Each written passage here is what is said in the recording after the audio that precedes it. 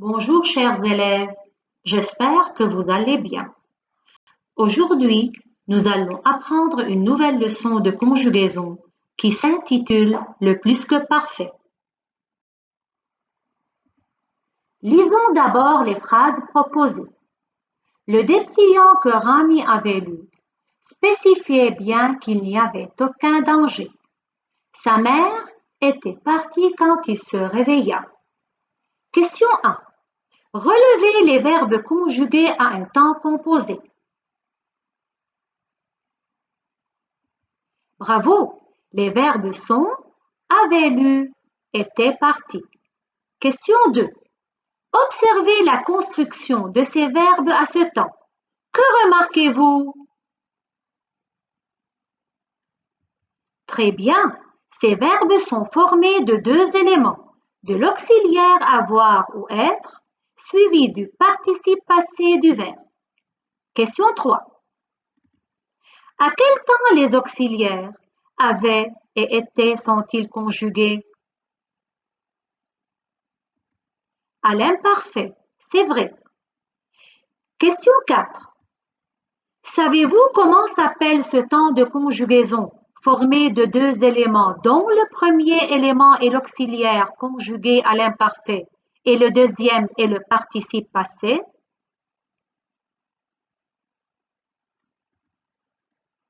Bravo, c'est le plus que parfait. Tout verbe conjugué formé d'un auxiliaire à l'imparfait suivi du participe passé du verbe est un verbe conjugué au plus que parfait. Mais qu'exprime le plus que parfait?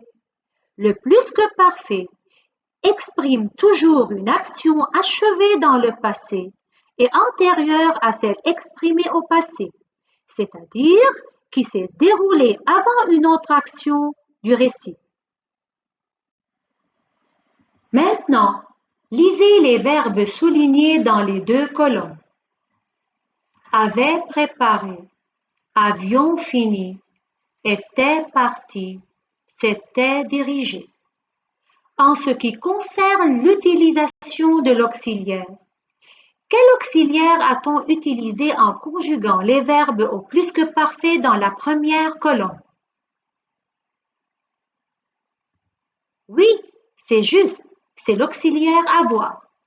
Donc, on utilise l'auxiliaire avoir pour la majorité des verbes. Exemple, courir, gambader, choisir, etc. Question 2. Et dans la deuxième colonne, quel est l'auxiliaire utilisé? Génial, c'est l'auxiliaire être. Donc, l'auxiliaire être est utilisé pour les verbes pronominaux comme se promener, se lever et pour les verbes de la maison d'être.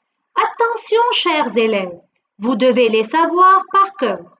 Les verbes de la maison d'être sont naître, mourir, monter, rester, descendre, tomber, aller, venir, arriver, entrer dans, sortir, partir, retourner, rentrer, revenir et le verbe passer.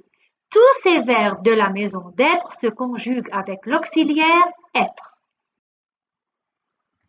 En ce qui concerne la formation du participe passé maintenant, le participe passé se termine par E accent aigu pour les verbes du premier groupe, comme préparer. Son participe passé est préparé E accent aigu.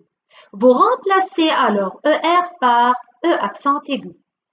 Le participe passé se termine par I pour les verbes du deuxième groupe, comme finir, fini, I.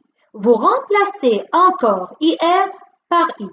Et le participe passé se termine par I, U, IS, T pour les verbes du troisième groupe, comme sortir, son participe passé sorti I, recevoir, reçu U, mettre, mis, IS, couvrir, couvert, T.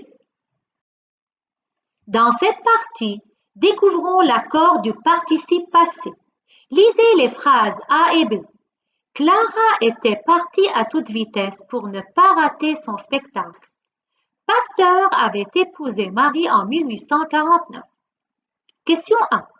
Comparez les terminaisons des participes passés dans les deux phrases. Bravo! Dans la première phrase, le participe passé parti se termine par un E muet. Dans la deuxième phrase, le participe passé épousé se termine par E accent aigu. Question 2. Justifiez l'accord du participe passé. En d'autres termes, donnez une explication à l'accord du participe passé, conjugué d'abord avec l'auxiliaire être phrase A, puis avec l'auxiliaire avoir phrase B. Super! Vous n'avez pas oublié les explications. Dans la phrase A, le participe passé parti est conjugué avec l'auxiliaire être. Alors, il s'accorde toujours en genre et en nombre avec le sujet. Et dans ce cas, le sujet Clara est un nom féminin. Alors, on a ajouté un E muet à la fin du participe passé. À partir de la phrase B, Pasteur avait épousé Marie en 1849. Je vais vous expliquer une nouvelle notion. Quand le participe passé, comme épouser ici, est conjugué avec l'auxiliaire avoir, il ne s'accorde pas avec le sujet, mais avec le complément d'objet direct, c'est-à-dire le COD, s'il est placé avant le verbe. Les compléments d'objet direct placés avant le verbe sont les pronoms le, la, les, l'apostrophe et que. Et dans ce cas, il n'y a pas de COD avant le verbe. Alors, le participe passé épousé se termine tout simplement par E accent aigu. Modifions maintenant la phrase B. Pasteur avait épousé Marie en 1849. Elle sera Pasteur l'avait épousée en 1849. L'apostrophe ici remplace Marie d'après la première phrase. Pourriez-vous expliquer comment le participe passé est accordé dans la deuxième phrase? Chers élèves, appliquez la règle du participe passé conjugué avec l'auxiliaire avoir. Super!